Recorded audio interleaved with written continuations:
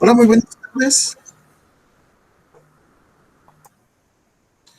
Muy buenas tardes, estimados estudiantes de la Universidad Rural de Guatemala. Qué gusto que estén.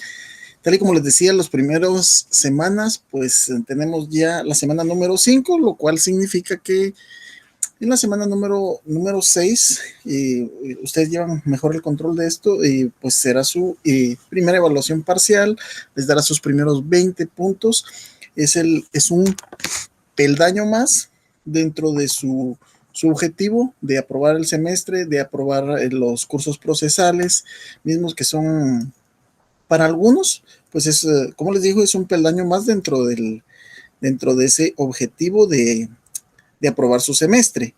Para otros es el último requisito que por algún motivo quedó pendiente para poder aprobar, para poder continuar con la finalización de su proceso para poder graduarse como abogados y notarios de nuestra querida Universidad Rural de Guatemala. Así es que, mis estimados, por el motivo que sea, siempre es requisito, son peldaños que uno debe ir atravesando en la vida para poder tener, obtener los requisitos, obtener las metas que uno se ha propuesto.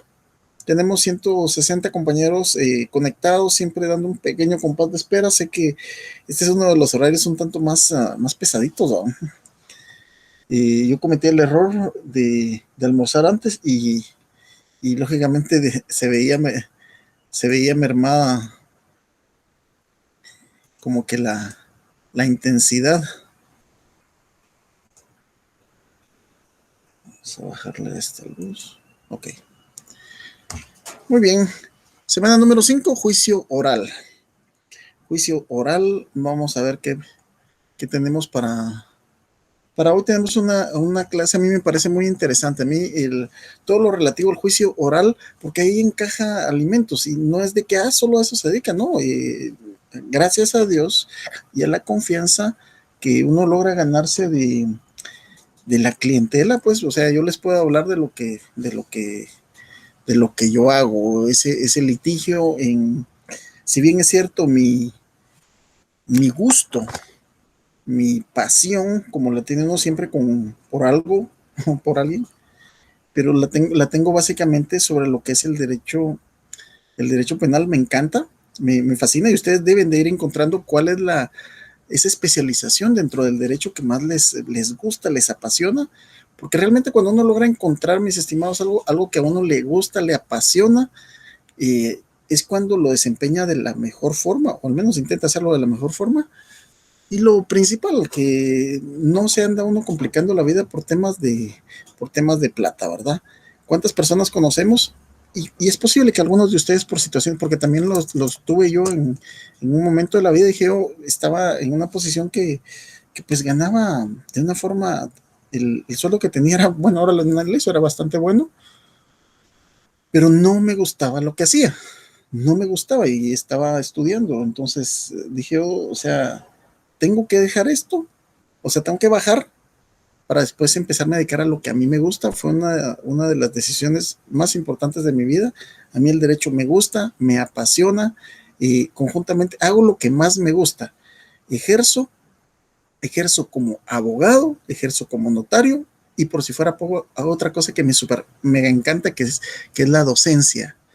Es la docencia. Me gusta y me encanta. Entonces, pues eso contribuye a una calidad de vida. Algunos lo miden por lujos o situaciones así, que dicho sea de paso, llegado el momento, pues y, lógicamente permite que uno se dé ciertos gustos, la plata llega en su momento, pero más que eso, créanme que, díganme idealista, díganme cursi, ridículo, como quieran, pero esa satisfacción de que el producto de lo que uno hizo salir uno de un juzgado, ver aquella cara de aflicción de una esposa, una hija, un padre o algo así. ¿Qué pasó?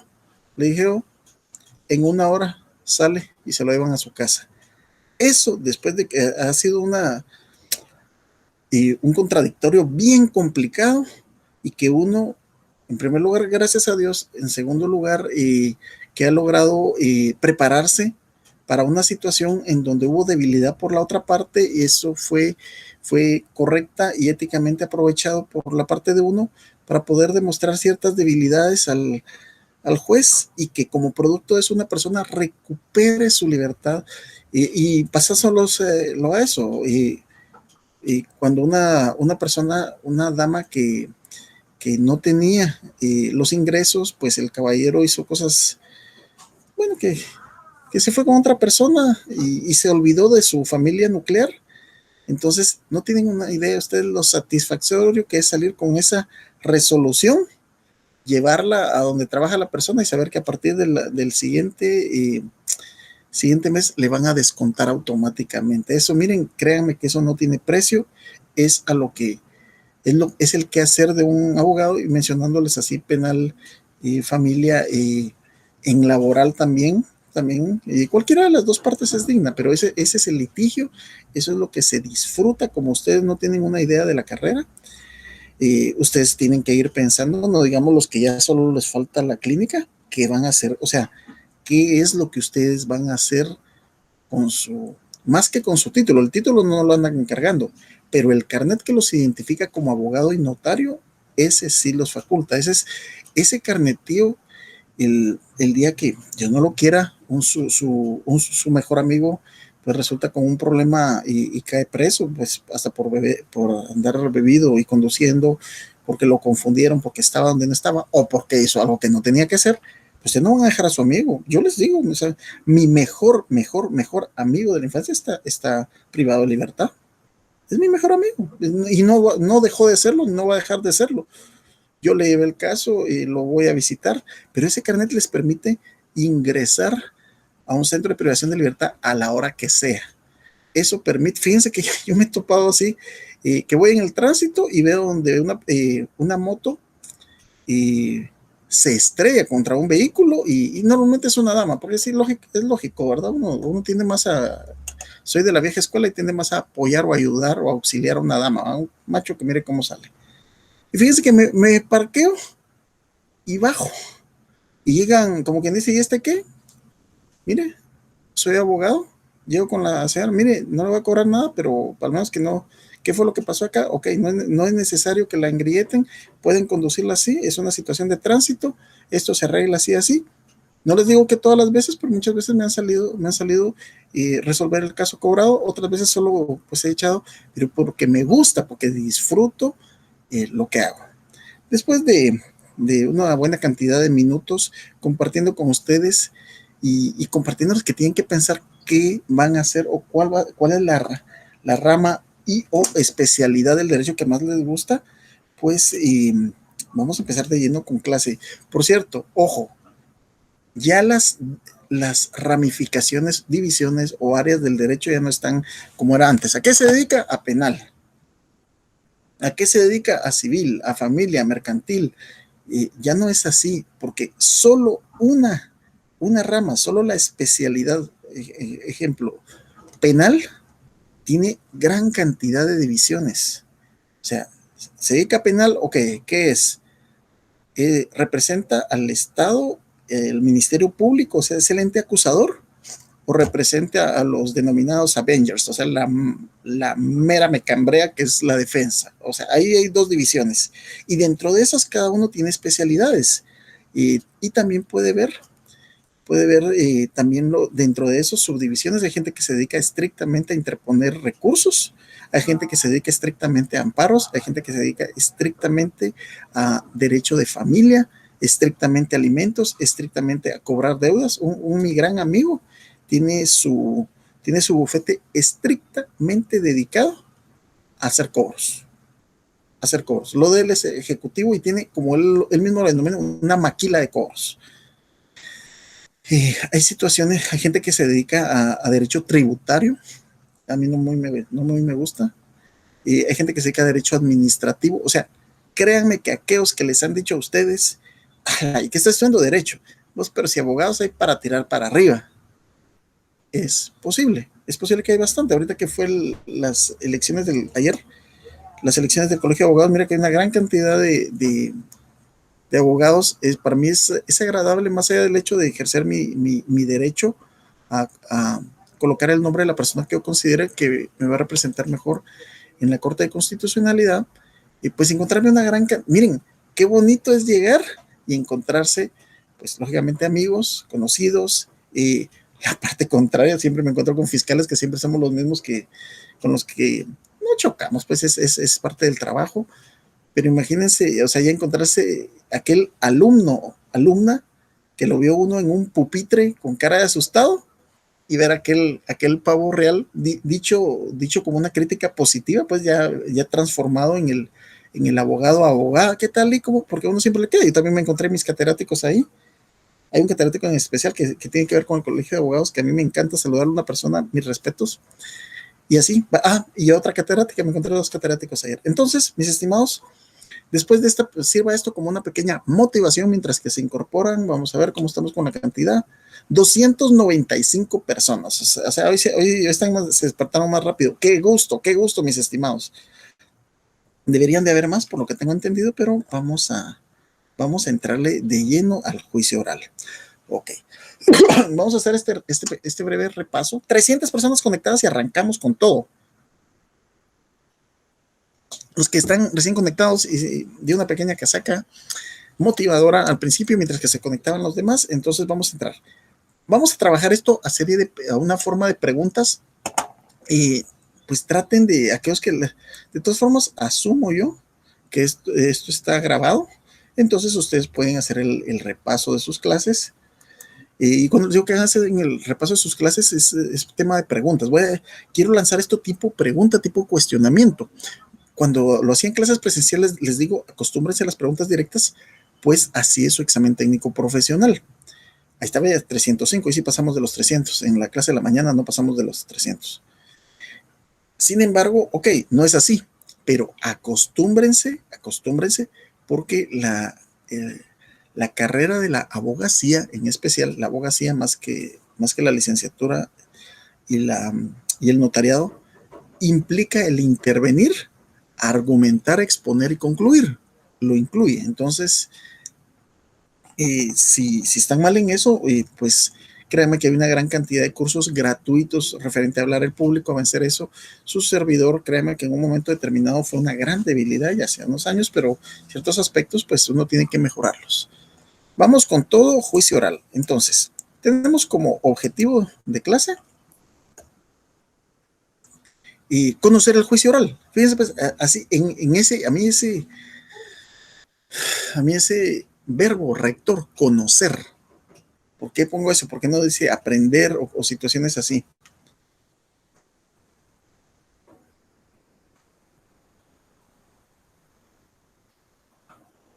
Ok, veo que tengo algunas dudas de la semana, de la clase anterior, pero vamos a... Ok, estamos abiertos con el tema de alimentos. Ok, entonces, el juicio oral. Lo primero que debemos de saber es la primera pregunta. ¿Cómo se clasifican los procesos en el proceso civil guatemalteco? ¿Cómo se clasifican los procesos? ¿Cuál es la respuesta a esta pregunta? De cómo se clasifican los procesos. Los procesos se clasifican, tenemos tres tipos de procesos. Procesos de conocimiento o de cognitio. Segundo, procesos de ejecución. Y tercero, procesos cautelares. Repito esta pregunta. Aquel que está pensando, está tirando preguntas de examen. No estoy, mi mente no está en eso, mi mente está en que ustedes, las cosas que ustedes deben de aprender. ¿Cómo se clasifican los procesos? De la clasificación general. Yo sé que hay otras, ¿verdad? No los quiero saturar. Si bien es cierto, toda la información es adecuada, pero como les comentaba a algunos, mi hija está en séptimo semestre, yo creo que el semestre que están ustedes en la Universidad de San Carlos de Guatemala, pues yo veo sus clases, lo discutimos, varias especialidades, entonces a veces yo siento que les saturan tema que no digo que no sea importante, pero a veces como que siento que los quieren como hasta como confundir, o tal vez por la gran cantidad de material que hay, pero hay cosas que son puntuales, o sea, les digo yo, les quieren meter esto, pero no tratan de enseñarles cosas que son verdaderamente importantes, o tal vez no desarrolla la persona que lo está haciendo y no desarrolla la carrera, entonces, es decir, no la ejerce, al menos en esa especialidad. Bueno, no es una crítica, sino que pues da esa impresión, ¿verdad? Entonces, repito, la pregunta es, ¿cómo se clasifican los procesos? Procesos de conocimiento. Segunda pregunta, ¿cuáles son los procesos de conocimiento en Guatemala? ¿Cuáles son los procesos de conocimiento? Los procesos de conocimiento son el juicio ordinario, el juicio oral y el juicio sumario.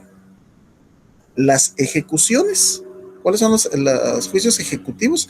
Así, y cómo se denominan, ¿cuáles son las ejecuciones? Entonces nos tenemos que ir a todas las que regulan. Les recuerdo, libro 1, y vuelvo a insistir en la importancia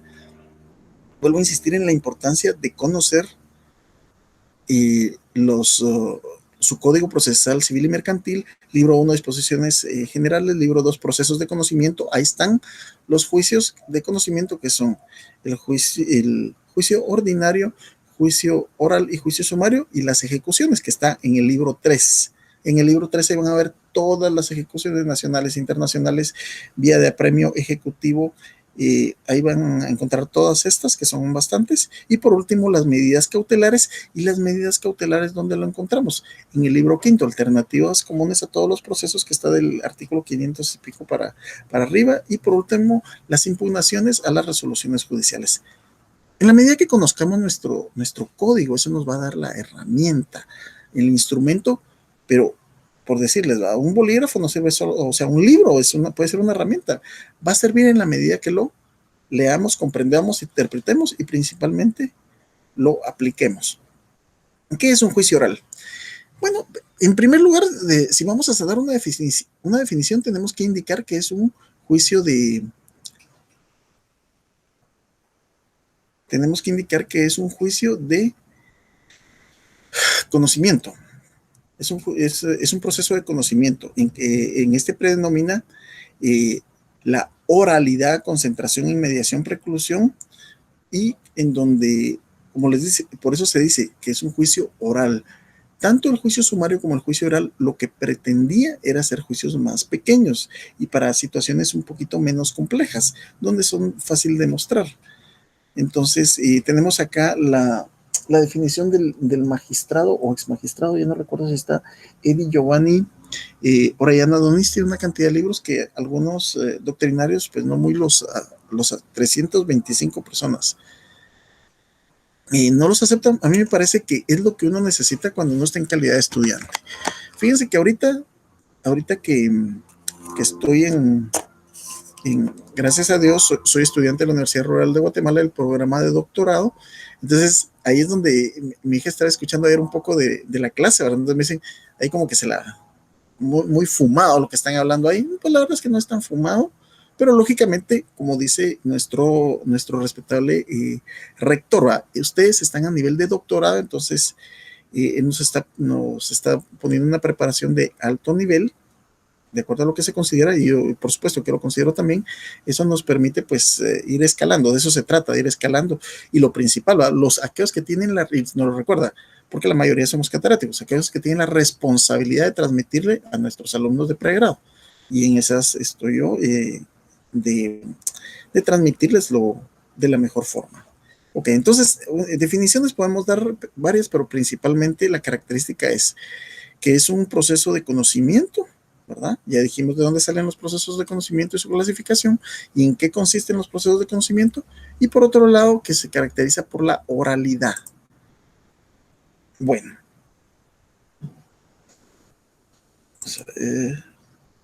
ok, vamos a irnos al artículo 199, y la parte interesante para el día de hoy va a ser desarrollar cuándo procede cada uno de estos. Fíjense, entenderlos y darse cuenta que ya lo deberíamos de manejar. Entonces nos vamos a ir al artículo 199. Los que han mandado sus preguntas, me refiero a sus preguntas o dudas, les suplico que me den tiempecito, porque tenemos que avanzar hoy. Ya tenemos examen y no puedo dejar temas pendientes. Juicio oral, artículo 199. Materia del juicio oral. O sea, ¿cómo nos pueden hacer esta pregunta? Esta pregunta nos puede hacer: Si yo les digo, y este ejemplo ya se los puse, si viene una persona, viaja al extranjero, de lo clásico a Estados Unidos, luego regresa y resulta que la vivienda que él compró, que dejó una persona, y esto es caso real, dejó una persona, un ancianito, pues que viviera ahí para que le cuidara. La verdad es que lo hizo más para que se lo cuidara que por hacer el beneficio, es mi percepción. Resulta que el señor falleció. Lo sacaron y dejaron cerrado ahí y no quisieron saber más de eso, ¿verdad? Entonces la casa se quedó relativamente abandonada. Y ya que se podía viajar, la persona vino a Guatemala para ver qué se hacía con esto y resulta que su casa ya está, cuando llegó, su casa ya estaba habitada. Así de simple. Y llegó, mire, esta es mi casa. No sé, esta me la vendieron a mí. Entonces, determinar en ese momento es el, quién es la persona que tiene la razón ante la ley. Y ahorita, pues, lógicamente que por la vía penal hay otros aspectos que se pueden realizar, pero lo que nos interesa para este aspecto es propiamente lo que lo que corresponde a lo civil. Entonces, él tiene su propiedad y él lo que tiene que hacer es reivindicar su propiedad. O sea, que sea un órgano jurisdiccional que diga efectivamente el derecho es suyo. Entonces es a través de un proceso de conocimiento para declarar un derecho. Pero ¿por qué voy a declarar un derecho si es mío? Pues porque está en litigio y por eso es de que el Estado le otorga las facultades a los órganos para que tomen decisiones. ¿Y cuáles son esas decisiones? Los 5 poderes de la jurisdicción. ¿Y cuáles son eso? Notio, de conocer. Voc, de votio, de convocar. Poder de convocar, poder de sancionar, poder de ejecutar, de decidir. Todos esos son los poderes de la jurisdicción que le son otorgados a un juez.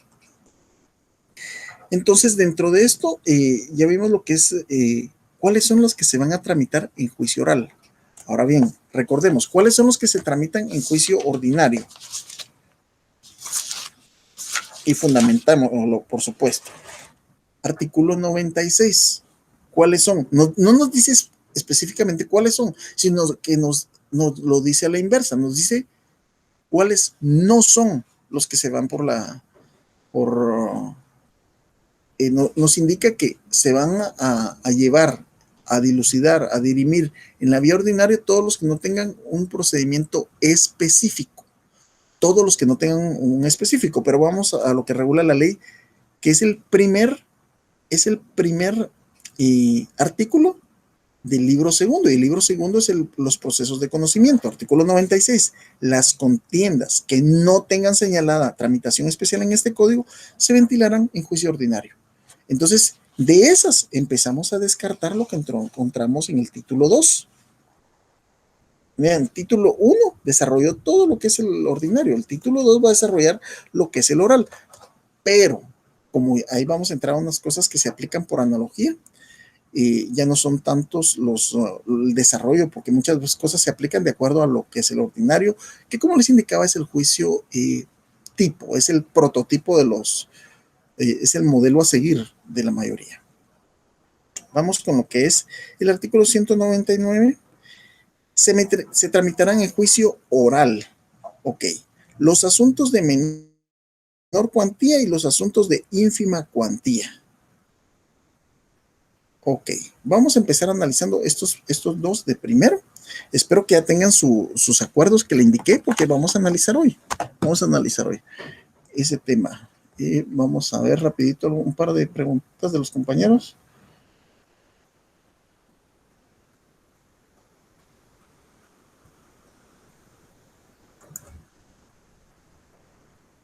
Ok, el compañero Milton, aquí sí es para que nos demos lujo con alimentos. En un caso donde existe sentencia firme y ya está establecida la pensión, el obligado incumple por un tiempo, se procede a ejecutar, por lo que paga y presenta garantía para pagos ulteriores. Es correcto, se presenta garantía, pero vuelve a incumplir. En este caso, ¿qué procede? Sencillo, es que eso nunca prescribe, nunca deja el...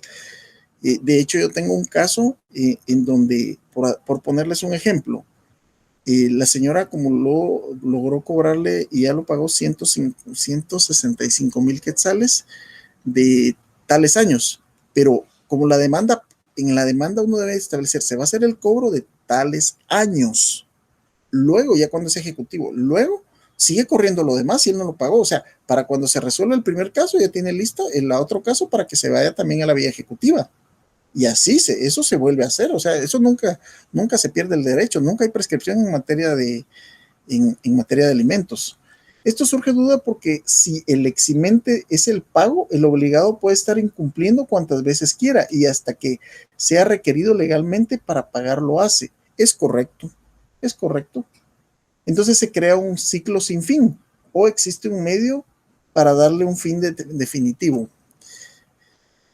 Bueno, el fin definitivo para empezar es que el derecho de alimentos básicamente es básicamente, no es, y eso lo vamos a ver acá, no es únicamente a favor de los hijos, pero principalmente. Entonces, no va a pasar más de cuando tenga 18 años, que ya se puede pedir la extinción de la obligación de prestar alimentos. Entonces, es como lo indicas, Milton, se crea ese ciclo.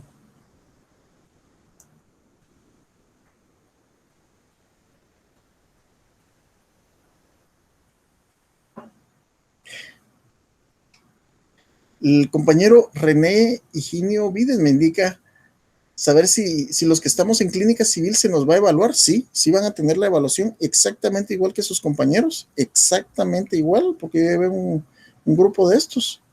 Con pensum de estudio cerrado, sí va a ser su evaluación exactamente igual que los compañeros, con preguntas muy similares a las que les he estado haciendo.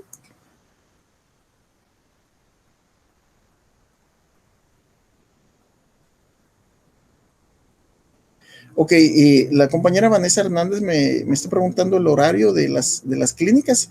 Es solo 12:45 hoy y mañana. Y también la tengo el día miércoles die- a las 19 horas.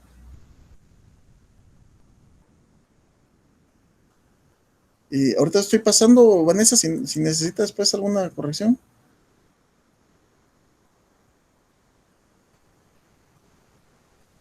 Y vamos a ver rapidito.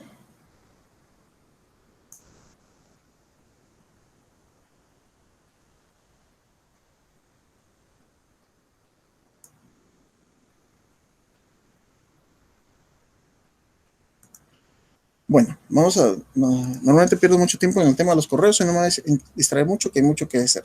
Entonces, vamos a proyectar ahorita el acuerdo 2-2006 y lo vamos a analizar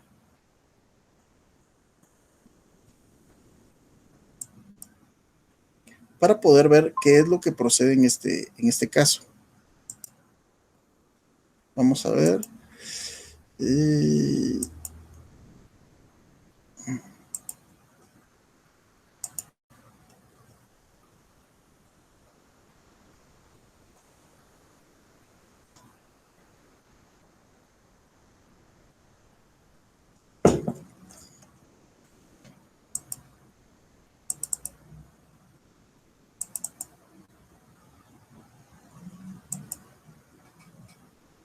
Creo que ahí estamos. Ok, vamos por el análisis del acuerdo 2-2006, que la mayoría, espero, lo hayan buscado en su Código Procesal Civil y Mercantil, decreto ley 107, el cual, pero analicemos de forma rápida. A mí me gusta analizar los considerandos, pero el tema de, el tema de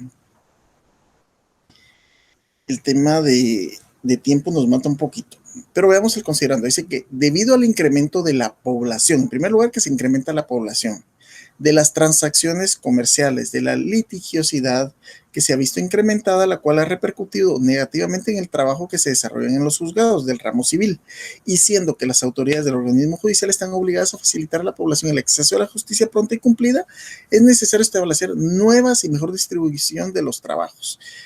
Esto lo que hizo fue darle como que más cabida a lo que es el que funcionaran los juzgados de paz.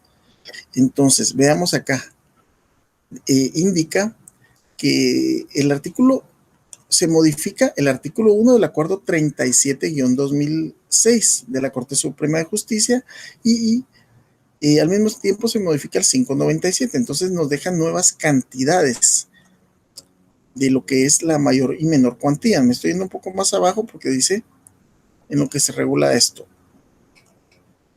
Bueno, vamos en orden mejor para que no se haya confusiones.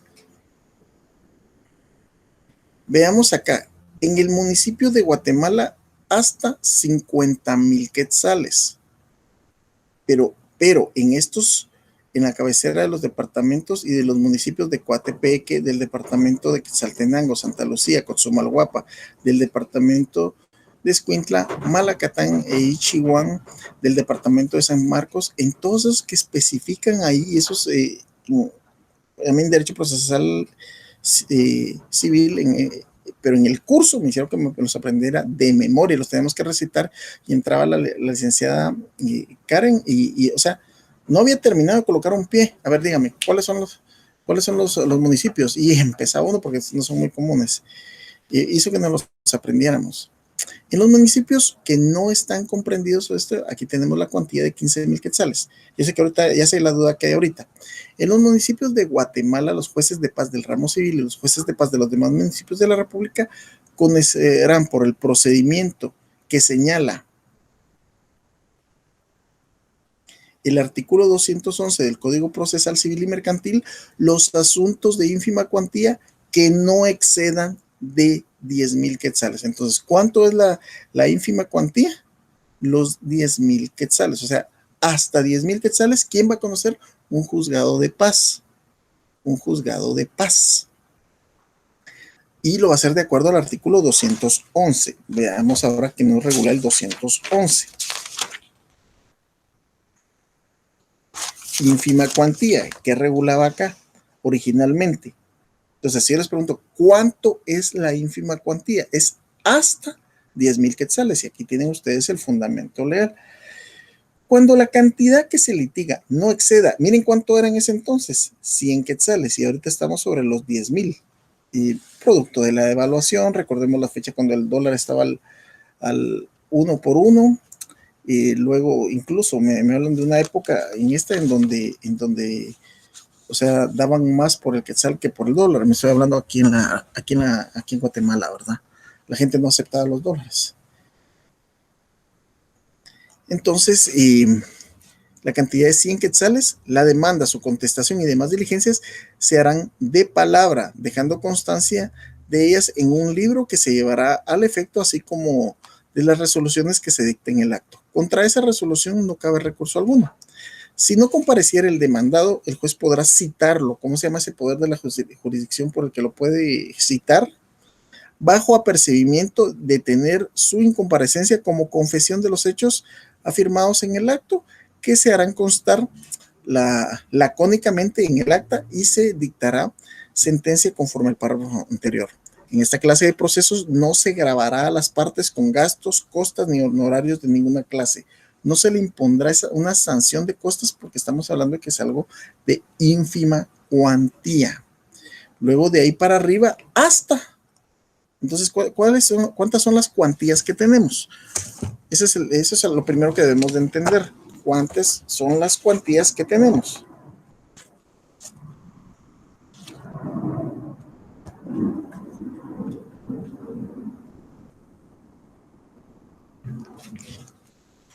Entonces, veamos pues. Tenemos ínfima, tenemos menor y tenemos mayor cuantía. Ínfima, que estamos hablando de los juzgados de paz del ramo civil, que es hasta 10,000 quetzales. Tenemos también entre 10,000 y 50,000 es la menor cuantía. Y de 50,000 para arriba estamos hablando de la mayor cuantía. Repito, ahorita vamos a hablar cómo determinamos la cuantía en el municipio de Guatemala únicamente. Municipio de Guatemala. Tenemos la ínfima cuantía en el municipio de Guatemala van a ser 10,000 quetzales.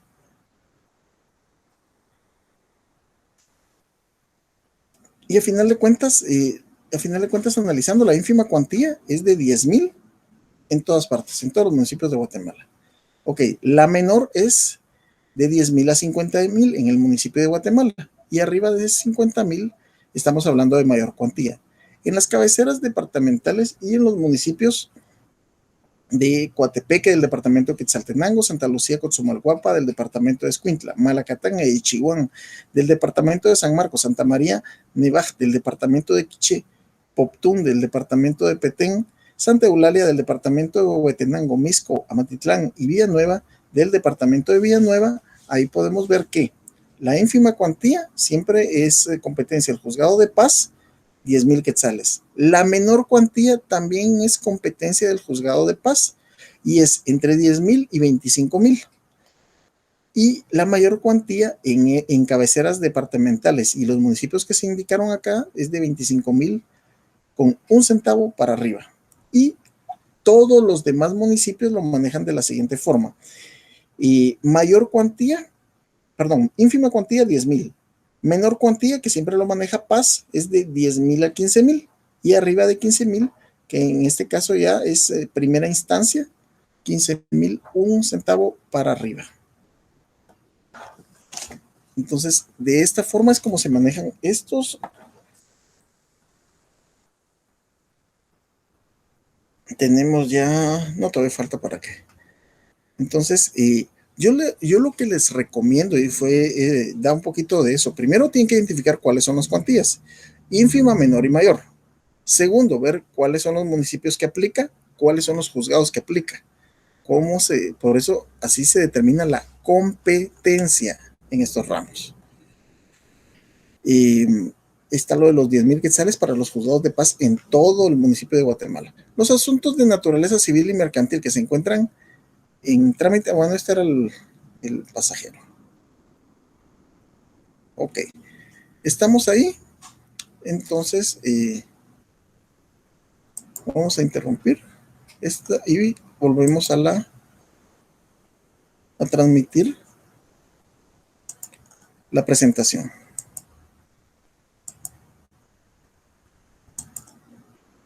Mientras que carga eso, vamos a revisar.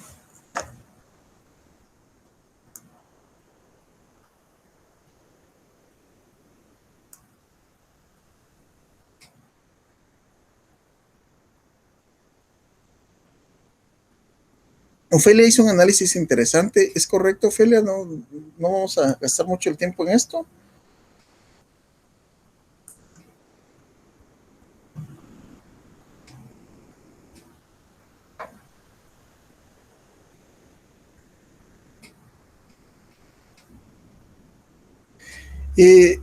Milton consulta de que en el caso que les dije de la propiedad, va a depender de cuántos años estuvo en el extranjero la persona.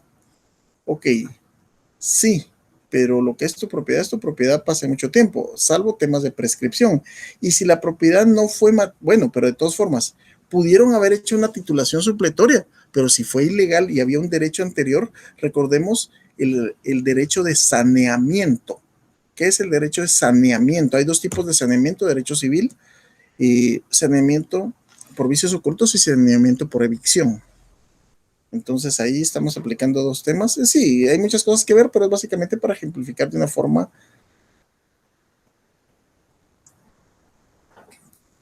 Ok, la compañera Karen Abigail me hace una pregunta, es una muy buena pregunta.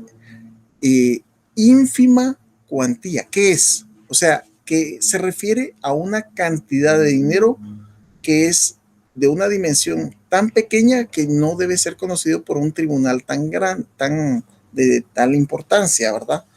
Es como cuando usted dice, tengo que, ¿por qué?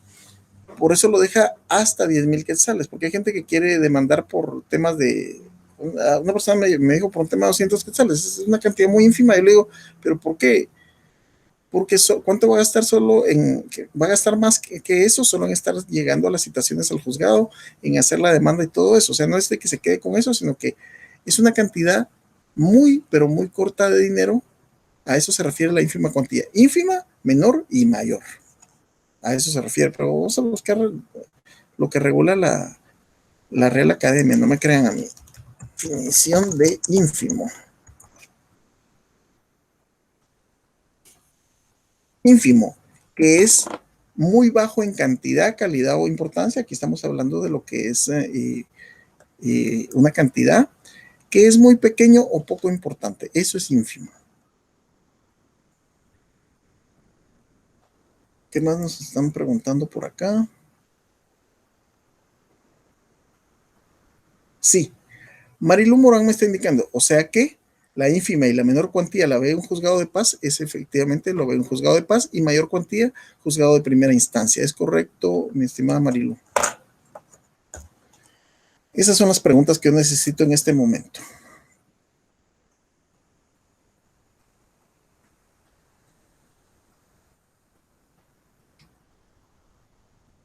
Me están preguntando que no han recibido ningún material. Mis estimados, lo que tienen que hacer es descargarlo. La vez pasada les indiqué, eso lo encuentran en internet de una forma bien sencilla, ¿verdad? Y lamentablemente, o sea, no puedo estarles enviando todos esto. Esto está en internet de una forma bien sencilla. No se les va a complicar la vida descargar estos acuerdos. Ah, bueno, que lo mande al link. Ok, que sí lo voy a hacer, pero solo denme tiempecito, por favor. Ok, seguimos. Entonces, ahora volvemos a lo que es la materia de la clase de hoy. Se va a tramitar en juicio oral los asuntos de menor cuantía y los asuntos de ínfima cuantía. Ya sabemos cuándo es ínfima, cuándo es menor. Ya vemos que ambos casos se dilucidan en juzgados de paz.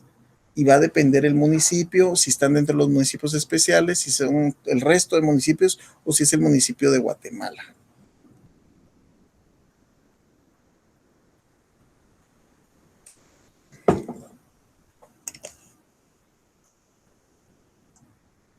Ok, vamos a entrar ya entonces a ver el tema de alimentos. O sea, el tercero de los casos del artículo 199 es los asuntos relativos a la obligación de prestar alimentos. Entonces aquí vamos a entrar. ¿Se recuerdan que les dije que el tema de alimentos yo le pongo mucha atención? Porque es una situación que se da, es muy común en Guatemala, muy, muy común estos casos. Esta semana me cayó otro caso que es divorcio. Por cierto, no tengo que trabajar hoy. Es divorcio para contestar una demanda de divorcio, pero tiene pendiente ya hay una sentencia de alimentos. Fíjense, pues ya hay una sentencia de alimentos. Entonces, ¿qué hay que hacer con esa sentencia de alimentos si la persona no ha pagado? Se le sentenció a pagar hace 2 años X cantidad. Entonces me dice, ¿qué hago con esto? ¿Qué es lo que hay que hacer con eso? O sea, ya atravesó la etapa del proceso de conocimiento, ya se determinó el derecho. Ahora hay que ejecutarlo. Solo que para eso necesitamos la dirección de la persona.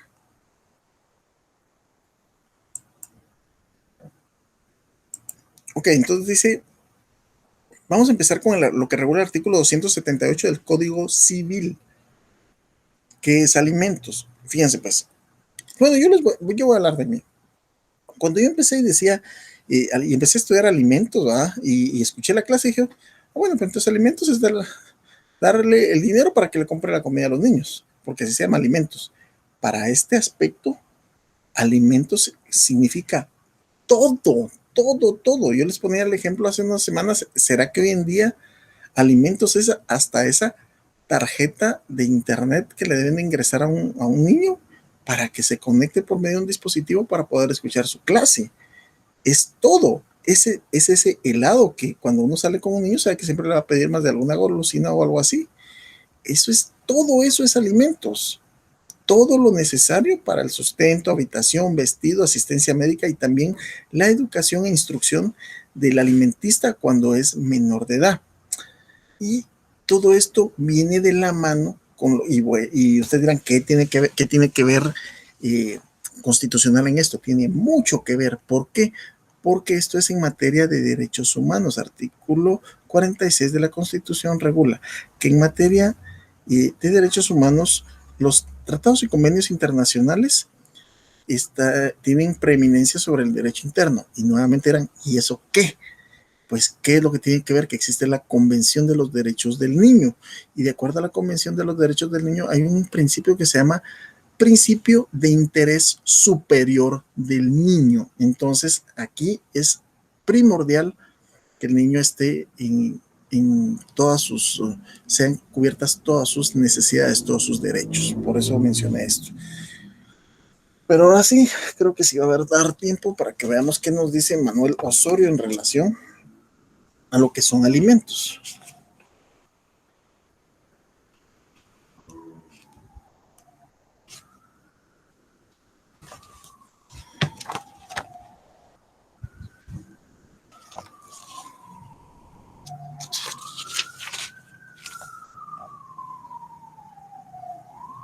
Alimentos, de acuerdo a Manuel Osorio, Diccionario de Ciencias Jurídicas, Políticas y Sociales.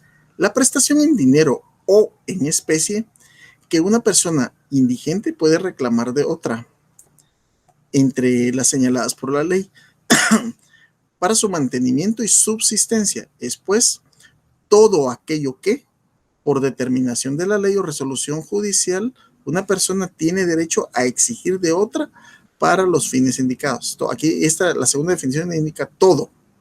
El derecho de reclamar alimentos y la obligación de prestarlos se da entre parientes legítimos por consanguinidad, como el padre, la madre y los hijos, a falta de padre y madre o no estando estos en condiciones de darlos, los abuelos y abuelas y demás ascendientes, así como los hermanos entre sí.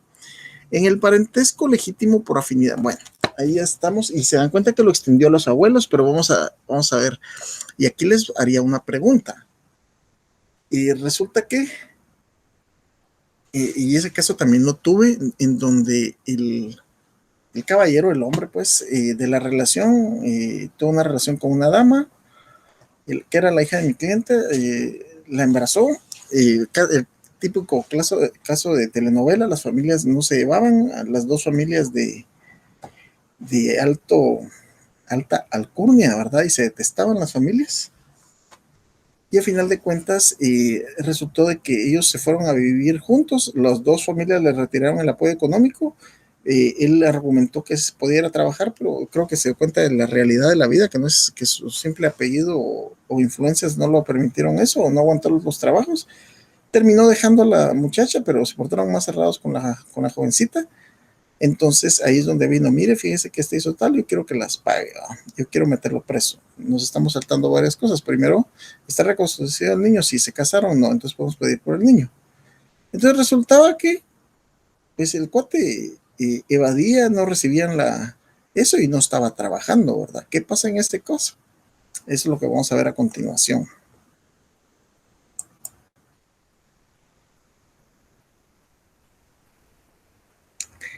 Artículo 282. ¿Quiénes son las personas obligadas? ¿Quiénes son las personas obligadas? Están obligadas recíprocamente a darse alimentos los cónyuges, los ascendientes, descendientes y hermanos. Cuando el padre, por sus circunstancias personales y pecuniarias, no estuviera en posibilidad de proporcionar alimentos a sus hijos y la madre tampoco pudiera hacerlo, tal obligación corresponde a los abuelos paternos de los alimentistas. Artículo 283. Es cuando están imposibilitados por todo el tiempo que dure la imposibilidad de los padres. ¿Y cuál es una imposibilidad? Pues que no esté trabajando.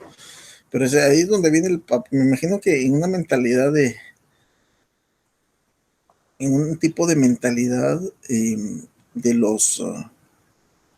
de los legisladores de antes, bueno, que él crió a esa persona, pues tiene que hacerse cargo de las gracias de él, ¿verdad? Una mentalidad un tanto extraña, ¿verdad? Siento que los abuelos no tienen mucho que ver en eso, pero al final de cuentas, salvo cuando sea menor de edad, pero si es mayor de edad, tiene que responder él, pero así lo regula la ley. Y en este caso, esa interpretación de todo el tiempo que dure está imposibilitado. Imposibilitado, ¿qué imposibilita a una persona? No tener trabajo. Bueno, pasamos ahora, entonces vamos viendo de los tres. El primero vimos menor cuantía, vimos ínfima cuantía y vimos todo lo relativo a alimentos. Bueno, pero cuando estamos hablando de los asuntos relativos a la prestación de alimentos, no solamente nos estamos refiriendo no solamente nos estamos refiriendo a exigir alimentos, sino que hay dos cosas que se pueden determinar acá. Pero vamos a ver en el Código Civil.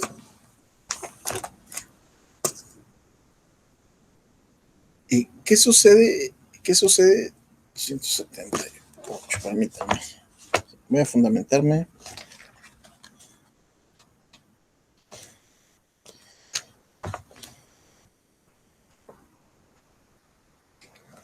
Ok. Artículo 280. Veamos lo que dice el artículo 280. Ese no tenía cámara. No lo tengo acá. Vean, ¿qué es lo que regula el artículo 280? Los alimentos se reducirán o aumentarán proporcionalmente según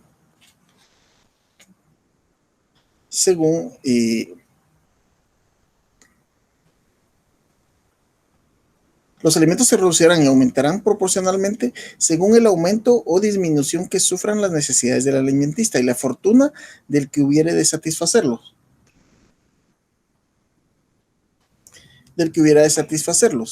Entonces, ¿qué significa esto? ¿Qué pasa si una persona, si se fija una cantidad, un ejemplo de 2,000 quetzales y después la persona se queda sin trabajo? Ojo con esto es especialmente para los hombres. ¿Qué sucede con esto? Si la persona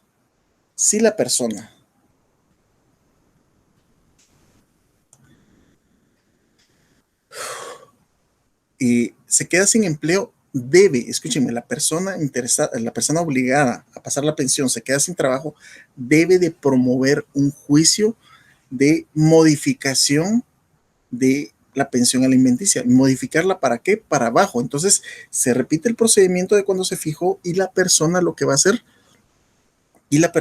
hacer es pedir, o sea, demostrarle al juzgador o juzgadora de que él que se quedó sin trabajo. ¿Y cómo lo va a hacer? Con documentos. ¿Y cómo se hace con documentos? Pues una carta de despido. Mire, me quedé sin trabajo. Yo ya no puedo seguir con la cantidad. No quiere decir que le va a decir, bueno, entonces ya no. No va a ser así, sino que lo va a dejar con una cantidad mínima. Las cantidades vienen desde 50, bueno, ya no hay de 50, 100 quetzales, 300 quetzales, dependiendo ciertos aspectos, pero eso usted tiene que ver cómo le hace para ayudarlo, pero se reduce, porque si no se sigue, la gente cree, me quedé sin trabajo y yo no puedo dar. Entonces lo que hacen es acumular esa cantidad, o sea, si pasan 3 años a razón de 1,000 quetzales, va a haber 36,000 quetzales. Así de sencillo. Y eso no se lo quita porque, mire, pero resulta que desde que pasó eso, yo me quedé sin trabajo. Ok, mala suerte, usted tiene una obligación de cumplirla. Entonces debió haber hecho ese procedimiento. Entonces, vamos viendo, en primer lugar, la fijación de la obligación de dar alimentos. Segundo lugar, tenemos la modificación, que puede ser para aumentar o para bajar. Y tercero, porque es algunos de los que más disfrutan, es la extinción de la obligación de prestar alimentos. ¿Por qué existe esta obligación de extinguir los alimentos? Por cuando yo cumplió la mayoría de edad. Así de simple. Ese es el caso más común.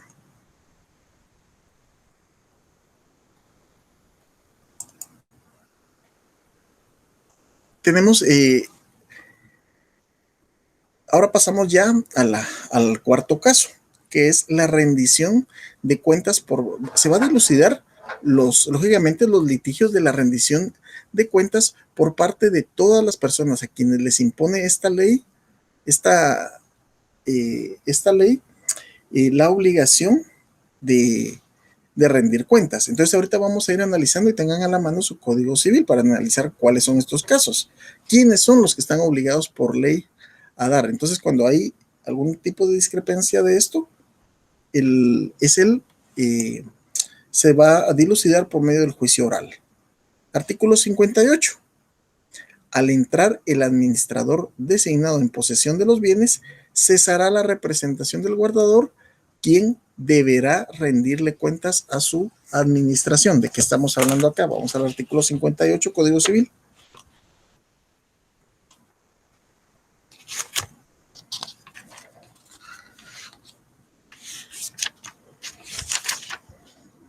Estamos hablando de el guardador En el caso de la declaratoria de ausencia, de ese guardador es el que estamos hablando.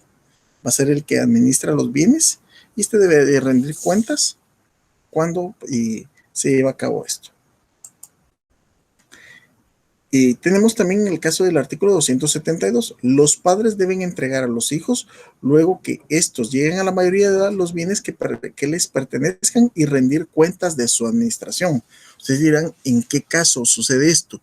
Aquí nos estamos refiriendo en caso de que hay veces que los abuelos dejan herencia a los nietos, pero sin pasar por los padres. Y eso vieron que es más común de lo que ustedes se imaginan. Y es normal que a veces los abuelos se identifican mucho más con lo que son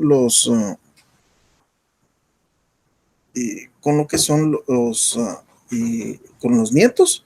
Y de esta cuenta lo que podemos observar es de que, pero les recuerdo que quien representa, o sea, los menores, los niños, adolescentes no pueden tener esa capacidad de disfrute de sus derechos, sino que es a través de sus padres, pero ellos en ese caso se convierten en administradores y deben de entregarle cuentas a sus hijos.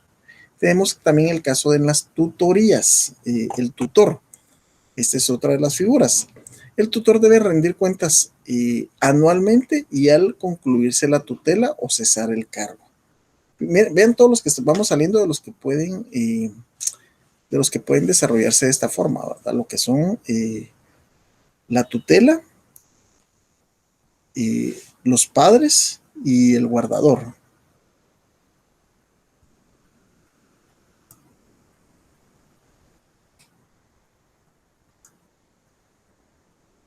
Ok, tenemos el compañero que dice Julio César Chacón. Buena tarde, Lick. El tema de alimentos. ¿Qué sucedería si la persona cumple la mayoría de edad, es decir, 18 años, y el padre no cumplió con el pago de alimentos correspondiente? ¿Qué procede en este caso? Ya que, según acaba de mencionar, que la demanda por alimentos no prescribe. Ok, te voy a explicar, Julio. Aquí depende de muchas cosas. A lo que aquí necesitaría que me ampliaras. Estamos hablando de que ok, cumplí 18 años, pero nunca se hizo un juicio de conocimiento, o sea, un juicio de fijación de pensión alimenticia. ¿Nunca se hizo o se hizo? Y si se hizo, pues ya solo hay que cobrarlo. ¿O cómo es lo que procede eso? Necesito que me amplíes un poquito con respecto a eso. Entiendo tu duda, pero te necesito que me amplíes esos datos, porque de eso depende.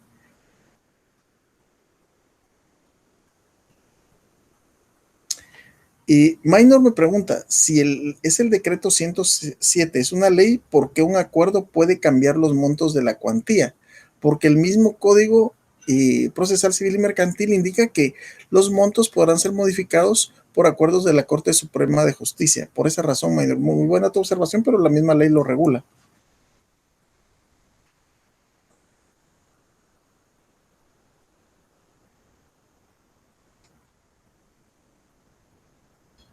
La compañera Norma Posadas me manda el acuerdo 37-2006, solo que el que estamos analizando es el 2-2006 que hace referencia a esos decretos. Ojo con eso, ya, entonces estamos en lo correcto, pero son varios los que estamos analizando.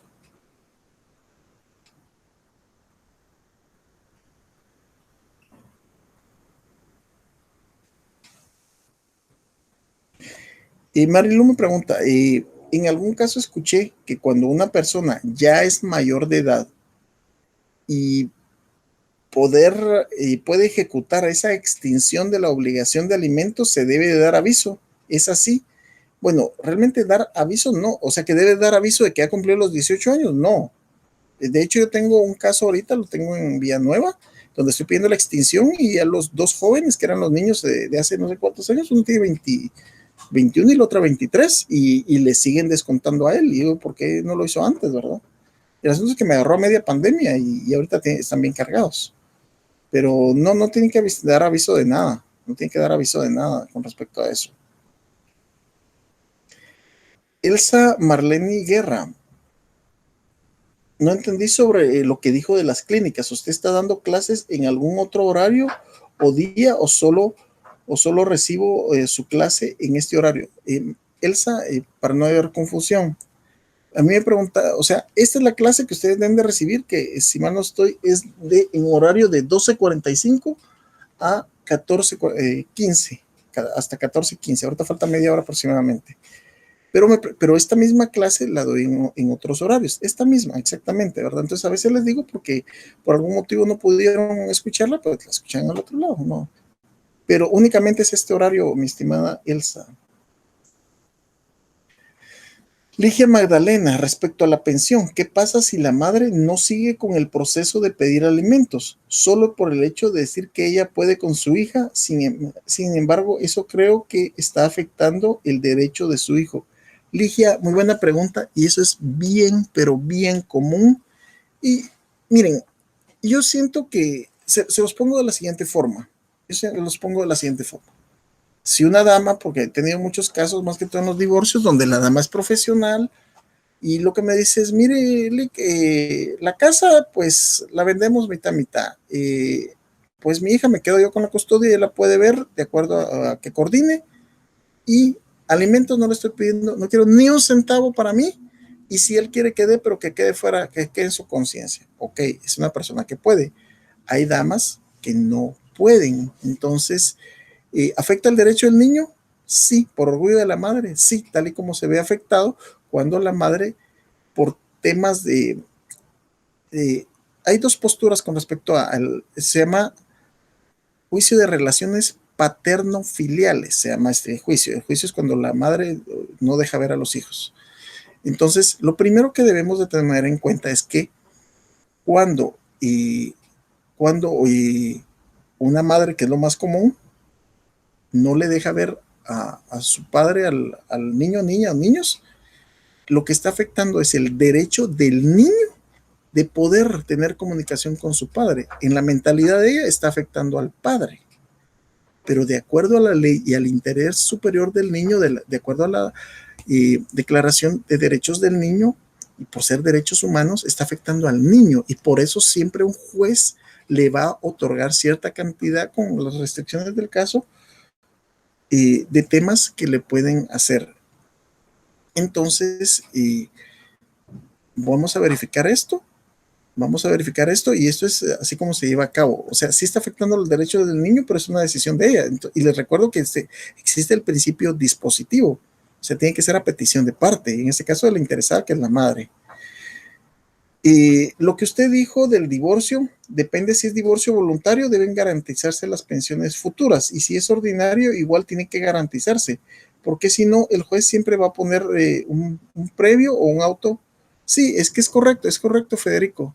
Son cosas que se tienen que garantizar en un divorcio, sea la vía que sea. La compañera Ingrid Sánchez Espinoso, buenas tardes, quería preguntarle si los documentos e información me puso unos códigos ahí, ¿no está la opción de descargarlos o esta información se encuentra en otro sitio? Yo no he cargado las últimas presentaciones, me disculpo, mis estimados, pero van a aparecer en el mismo link de siempre. Pregunta, ¿estarían obligados los hermanos a dar alimentos? Ejemplo, falleció un tío que tuvo un hijo reconocido con otra mujer y los hijos con su esposa quedan con terrenos y todo y son mayores que el niño de 2 años. Sí, puede ser un caso donde se pide alimentos. Pues es uno de los títulos ejecutivos. Efectivamente, sí se puede, lógicamente, pero hay que ver si está reconocido el hijo. Sí, sí se puede. Es correcto, Gimner. Buena tarde. Si ambos padres se separan y la tutela de los hijos queda a cargo del padre, ok. Susan, ¿sabe quién es la Susan? No va a dar apellidos porque Susan. Ok, una cosa es patria potestad, que es derecho de los padres de administrar la persona y los bienes de su hijo, y otra cosa es la figura de la tutela. Aquí no hay tutelaridad, porque la tutela es la que ejercen ese derecho de administración que se otorga, que hay diferentes tipos de tutela, pero que se le otorga a quienes no son los padres. Puede ser un tío, puede ser un abuelo, pero patria potestad, padres, tutela, otros. La madre está obligada a dar manutención de alimentos al padre. Hay un caso nada más en donde se le puede hacer, es cuando el padre está imposibilitado. Alguien que me busque el artículo, solo cuando está incapacitado. Solo en ese caso una madre le puede pedir Miren, hay varios casos, hay varios casos. Yo defendía a una señora, que la señora y pues tenía muy buenas rentas, se consiguió su maridito mero especial y la estaba demandando. Y se demostró que el cuate está en todas las condiciones, pero lo que quería era sacarle dinero y no procedió. Pero sé de casos que han procedido.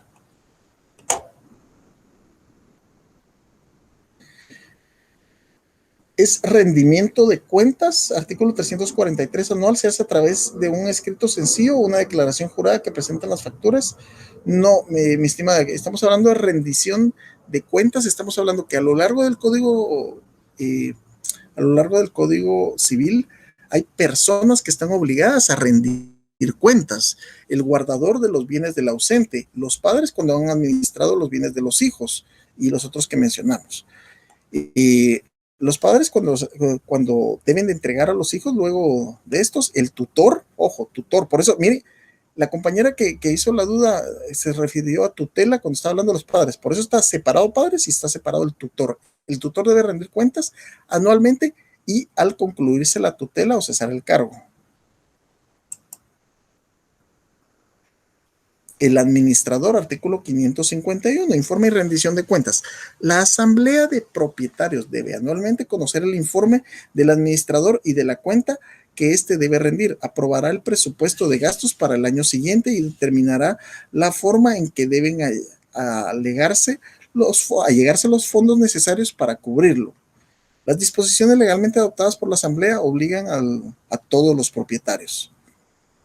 Se debe de entregar cuentas el administrador. Estamos sobre el artículo 551 y a qué nos referimos.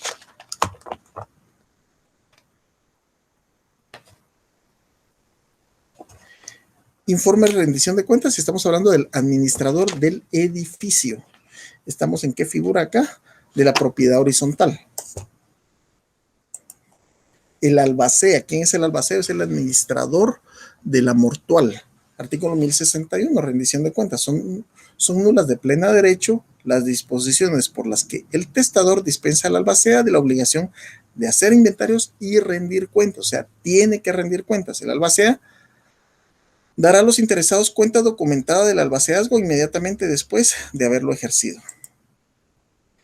Todos los que administran bienes ajenos, artículo 1515, la obligación de rendir cuentas que tienen todos los que administran bienes ajenos y la acción para cobrar el saldo de ellos prescribe por el término de 3 años.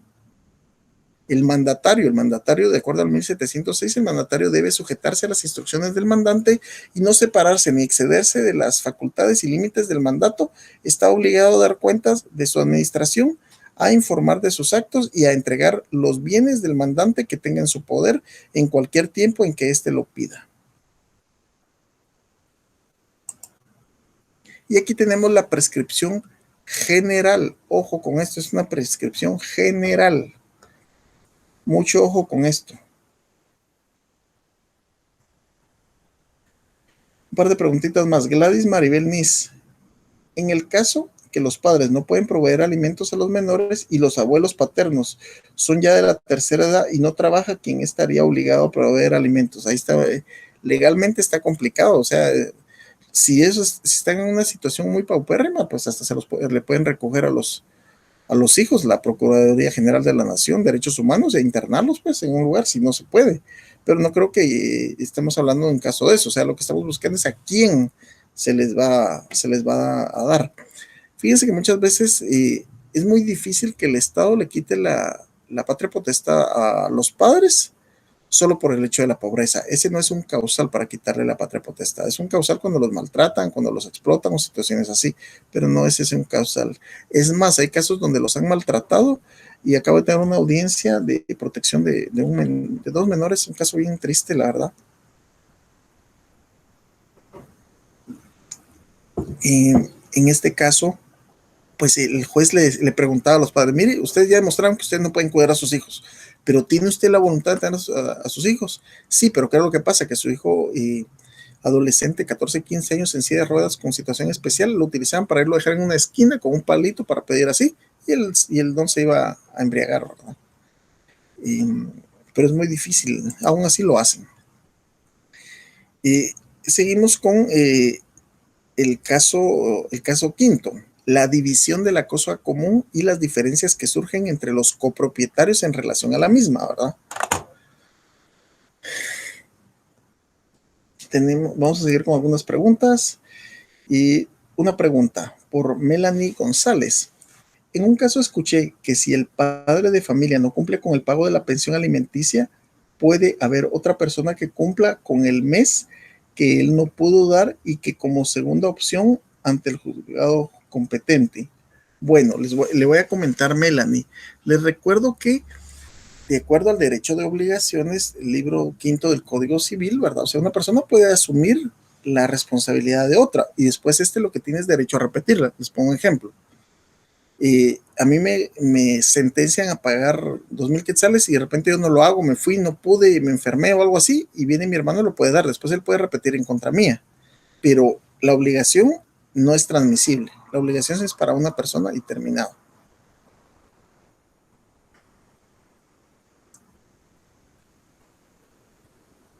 Ese rendimiento de cuentas anual se hace a través de un escrito sencillo o una declaración jurada. La ley la ley regula los procedimientos, Marilu.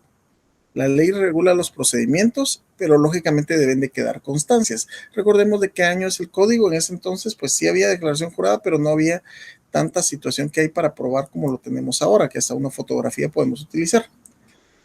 Y Leslie Yasmín Osorio, ¿puede una persona reclamar pensión alimenticia que ya cuenta con 18 años y en este caso el padre nunca le brindó nada? Sí se puede. La respuesta es sí. Había una obligación de prestar alimentos y lo puede hacer en nombre de él. La respuesta es sí se puede. Tiene su procedimiento, pues no especial, pero sí se puede. Pero hay que demostrar las cosas.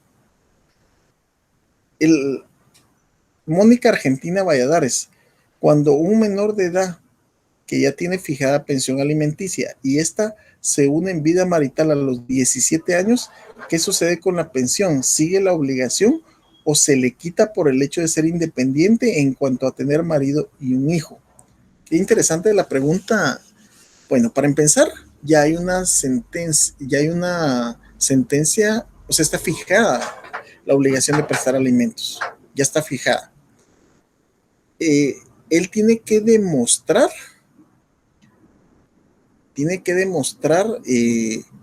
la solvencia de ella, porque realmente puede seguir hasta que tenga 18 años. Si tiene 17 y porque se ha buscado marido, o sea, en el análisis intelectivo el juzgador dice que esta patoja tenga marido y un hijo, no quiere decir que sea solvente, puede ser que solamente haya agravado su situación económica por lo que se metió.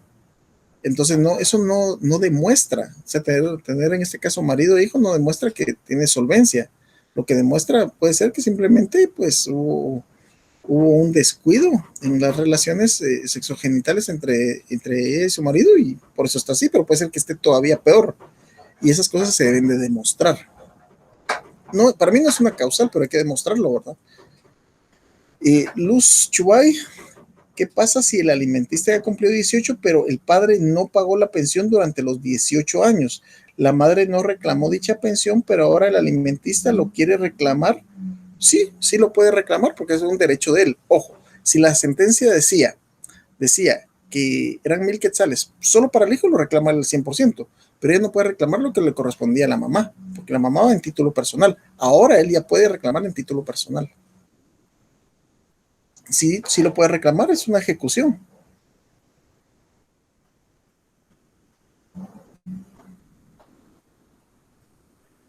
Hay varias, nuevamente, cuando los hijos ya son mayores de edad, automáticamente cesa la responsabilidad de alimentos. No, se tiene que hacer un juicio de extinción. Y la madre se va al extranjero, la responsabilidad del padre debería de seguir depositando la pensión a la esposa. Si la madre se va al extranjero, pues realmente el hecho de que ella no esté es complicado. En ese caso, cuando hay una figura de derecho de obligaciones, que cuando es incierto a quién va a recibir el dinero, mejor se hace, el cumplimiento de la obligación se hace por depósito al juzgado, pago por consignación se llama. Y de no hacer lo que procedería, o sea, él tiene que cumplir su obligación. Si hay duda, pago por consignación. José Castellanos, en mi caso llegamos a un acuerdo con la mamá de darle una X cantidad por mis 2 hijos, pero sería bueno que un notario realice, ay papá, José, hacelo, hacelo, que quede establecido, porque si no te va a llegar una tu gran sorpresa, hacelo, que todo quede por escrito, que todo te quede por escrito. O sea, qué bueno que llegaron a un acuerdo, pero ese acuerdo que esté, bueno, miren, hay formas gratuitas de hacerlo, o lo pueden hacer por medio de un notario, o lleguen a un juzgado de paz, miren, venimos a determinar que yo le voy a pasar la pensión por tal y tal, está por escrito y eso es lo que te piden. Porque si no, va a parecer como que nunca le diste. Y pasa. Bueno, revisar nuestras leyes. Si no estoy mal, el mío tiene un error en los montos. Pues sería de verificarlo, mi estimado minor. Sí, las leyes traen errores. Una señora dio a luz un hijo, esto es de Trinidad Antonio Mayén, fuera de matrimonio, porque no se ha divorciado y vive con otra persona. ¿A quién podría pedirle alimentos? ¿Al padre biológico o al que legalmente está casado? Tiene que ser al padre biológico, porque el hecho de que esté casado con otra persona, como el otro sabe que no es su hijo, lo que va a hacer es pedirle una prueba de ADN, ¿verdad? Ácido desoxirribonucleico, y va a demostrar, y encima de todo le va a pedir costas, porque y hasta la puede denunciar. Entonces tiene que ser al padre biológico. Si ya se ha fijado una pensión con ese, mi estimado Abner, y por cuestiones de destino los padres se reconcilian y la madre de los niños decide anular el acuerdo, ¿puede pedir o abrirse un nuevo proceso en el caso? Sí, sí se puede. Si ella deja sin efecto un acuerdo y después lo desea retomar, sí, sí se puede. Es un acuerdo de voluntades, a final de cuentas. Vamos a avanzar otro poquito con esto. Entonces, la división de la cosa común. Hay propiedad cuando un bien o derecho pertenece por individuo a dos o más personas. ¿Y cuál es en este caso, el uso de la cosa común? Cada partícipe podrá servirse de las cosas comunes siempre que disponga de ellas conforme a su destino y de manera que no perjudique el interés de la comunidad ni impida a los copropietarios usarlas según su derecho. Y el derecho a pedir la división. Ningún copropietario estará obligado a permanecer en la comunidad. Se refiere a esa comunidad de copropiedad. Y cada uno de ellos podrá pedir en cualquier tiempo que se divida la cosa común, salvo los casos que la indivisión esté establecida por la ley.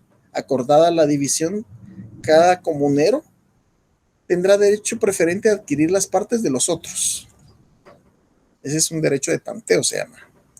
Y cuando es improcedente la división, los copropietarios no podrán exigir la división de la cosa común cuando de hacerla resulte inservible para el uso que se destina. Es decir, hay gente que quiere la mitad de una casa, o sea, que van a destruir la casa porque no se puede. Hay veces en las que no se puede. En este caso, si los condueños no convinieren en que se adjudique a uno de ellos, indemnizando a los demás, se procederá a su venta y se repartirá el precio. Pero eso se hace a través de un juicio oral. Tenemos cuando cesa la copropiedad. La copropiedad cesa por la división de la cosa común, por su pérdida, destrucción o enajenación y por la consolidación o reunión de todas las cuotas en un solo copropietario. Le compra a los demás. Tenemos también la declaratoria de jactancia. La declaratoria de jactancia, de acuerdo a los 225, procede la declaración. La declaración de jactancia procede contra todo aquel que, fuera de juicio, se hubiera atribuido derechos sobre bienes del demandante o créditos o acciones en contra del mismo, de cualquier especie. Entonces eso se llama declaratoria de jactancia. Como dicen, él se anda jactando que esa casa es suya, él se anda jactando que usted le debe. Entonces, ¿qué es lo que se debe hacer? Ahí se debe de demandar. Entonces, en este caso, se intima al emplazado, al emplazar al demandado, el juez le intimará para que en audiencia señale, confiese o niegue los hechos imputados bajo apercibimiento de que, en caso de rebeldía, o sea, si no se presenta, se tendrán por cierto los hechos en que se funda la demanda. Tenemos, por último, los asuntos que por disposición de la ley o por convenio de las partes deban seguirse en esta vía. Hacemos un contrato de arrendamiento, decimos de que si tenemos alguna diferencia lo vamos a resolver por la vía del juicio oral y lo establecemos así.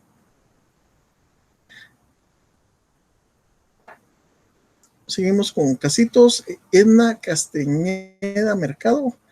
¿Qué artículos indica que los que indican la administración de bienes ajenos, ya se lo hago llegar, mi estimada, o lo mejor lo subo en la presentación? Así aprovecho lo voy a subir y eso está acá. O sea, la señora, por decirlo así, que quiere pensión de alimentos para ella, ya no para la hija. ¿Se puede? Sí, sí se puede, o se puede pedir solo para ella, pero lo ideal es que sea para la hija. O sea, puede decir, mire, yo mantengo a mi hija, pero necesito que me ayude. Usted se puede hacer. Al final de cuentas es un solo monto, pero se debe especificar para quién es cada monto. René Pemech, si fuera tan amable de enfocarnos más en la clase y no en los correos. Bueno, pero entonces dejamos los correos hasta acá, no sé.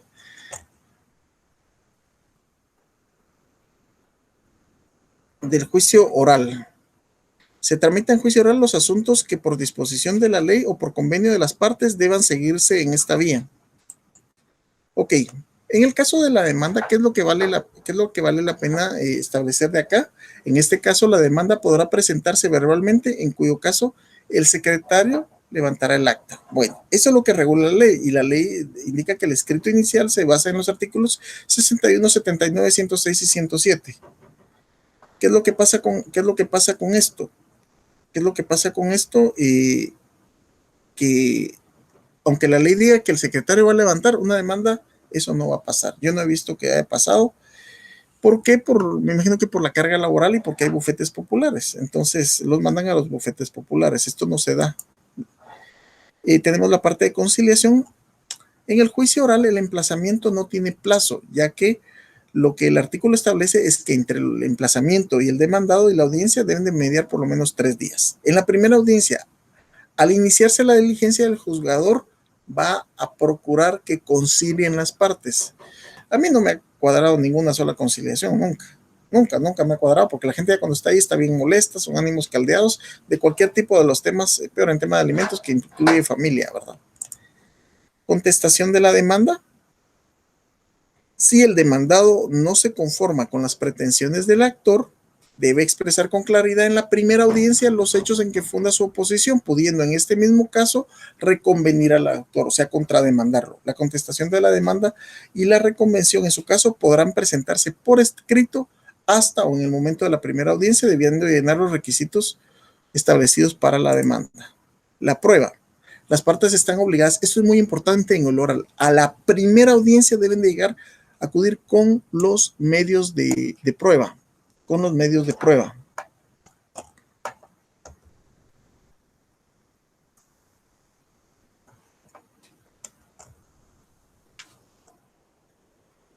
Se debe de llegar a la primera audiencia con los medios de prueba. Si no lo tienen, lo siento mucho, aunque se pueda extender es otra cosa. Luego, las formas en que se da la sentencia. Si el demandado se allanare, ¿qué es allanarse? Es que va a aceptar los términos que está poniendo la contraparte, o confesaré los hechos expuestos en la misma, el juez dictará sentencia dentro de tercero día, 3 días y dicta sentencia. Cuando el demandado no comparezca a la primera audiencia sin causa justificada, es decir, lo citan y le vale, el juez fallará, o sea, va a decidir seguramente a favor del demandado, siempre que hubiera recibido la prueba ofrecida por el lector. O sea, mire, le demostré que es mi hijo, le demostré que no me pasa eso, le demostré que estoy casada. Esto es dentro de 5 días, a partir de la última audiencia se dictará. Y ahí llegamos a la parte de las preguntas, las cuales indican el plazo para emitir sentencia en el juicio oral, y cuándo sí hubo audiencia o audiencia de prueba. La segunda, en el juicio oral, ¿en qué formas puede interponerse la demanda? Formas. Entre el emplazamiento del demandado y la audiencia deben mediar por lo menos ¿cuántos días? La siguiente es ¿qué resolución puede ser apelada en el juicio oral? Y por último, defina la reconvención. Llegamos, acepto la sugerencia, mis estimados, pero el asunto es que tengo Pero ahorita ya terminamos el contenido de la clase, vamos a ver con las preguntas. Si el padre cumple con el pago de la pensión alimenticia, pero la madre se opone a que el padre tenga relación con el menor, ¿qué procede en este caso? Aunque el juicio de fijación se estableció que el padre puede ver y compartir con el menor. Ok, vamos a dejar claras dos cosas acá. Punto uno, el hecho que el padre no dé la pensión, no dé pase de dinero, no es una causal para que no pueda ver al niño. Eso ya lo expliqué, interés superior del niño. Ah, pero es que, ¿por qué ese derecho se lo quiere quitar la madre? Pues por su cólera, pero la ley no regula eso. Ahora, ¿qué es lo que hace? Se hace un juicio de relación paterno-filiales. ¿En dónde? ¿Qué es lo que va a pasar? El juez va a dar una orden, bueno, puede verla sábados y domingos en las tardes, un ejemplo. ¿Qué es lo que pasa? Y, y eso sí es un motivo, sería un caso de tesis, fíjense. Es un caso de tesis, ¿por qué? Porque ¿cuál es la consecuencia de que no cumpla la orden del juez? Es el delito de desobediencia. Cuando la señora dice, mire, aquí está, y no, ok, está incurriendo en el delito de desobediencia, llegó a la policía. La conducen, desobediencia es una falta, paga sus 1,000 quetzales, que pueden ser 5,000, creo, multiplicado por 5. Lo paga, se va. Así, y he tenido casos de esos, porque hay mucha rabia, cólera o dolor, no sé cuál es la palabra.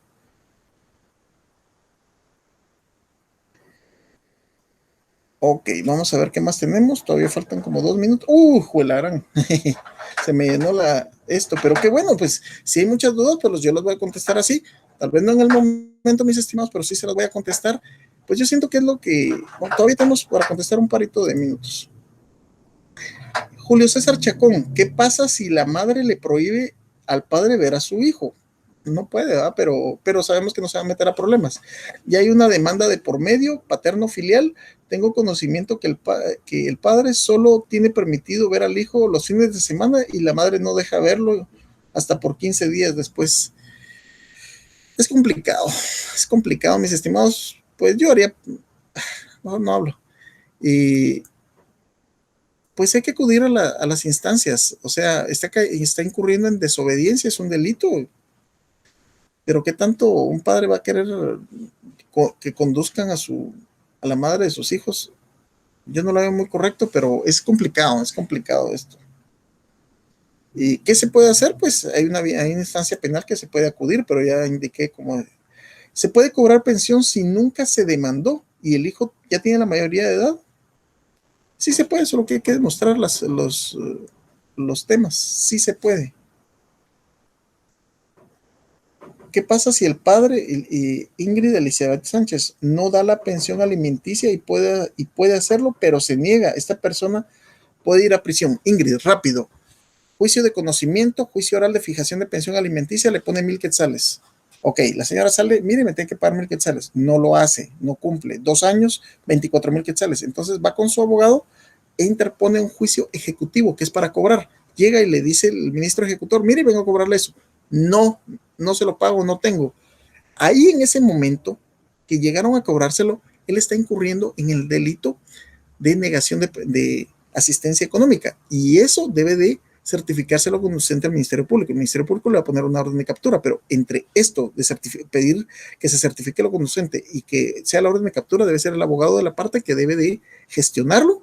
Se le pone la orden de captura, es aprendido. En el momento que está aprendido, la familia de él va a llamar a la señora amiga, como sos de pura lata y no sé qué. Ok, si debe 24,000 quetzales, él va a salir en el momento que tenga por pagado los 24,000 quetzales y que asegure las garantías de los alimentos futuros. Eso es lo que pasa. No es de que se va a prisión de primas a primeras. Estamos sobre el último minuto. Artículo 169 está transcrito de que la pensión alimenticia puede recibirlo el varón. Gracias, María. Ese es el artículo, efectivamente. Puede una persona mayor de 18 años reclamar pensión, pero no tiene apellido y sí sabe quién es su papá. Primero, prueba de ADN. Ya que está establecido que es su padre, vamos con lo otro.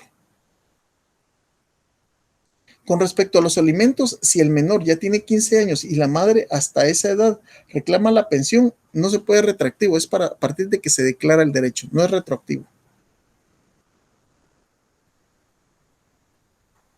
Cuando el padre biológico de un infante ya es de la tercera edad, es más, tiene problemas de salud, la madre puede pedir pensión alimenticia. Pues si tiene bienes, sí. Si tiene bienes, puede ser que sea de la tercera edad, puede ser que esté muy mal de salud, pero tiene una casa. Se pide para rematar la casa para que de ahí salga la plata. Y ahora, si no tiene bienes, lo veo difícil. Ok, mis estimados, yo sigo respondiendo los correos. Me agrada que les haya agradado la clase, porque se dan cuenta que en alimentos hay muchas dudas. Muchísimas gracias por su atención, mis estimados. Entrémosle con todo ese examen que se van a dar cuenta que viene de risa. Ahí voy a seguir contestando los correitos. Un gusto saludarlos, que estén muy bien.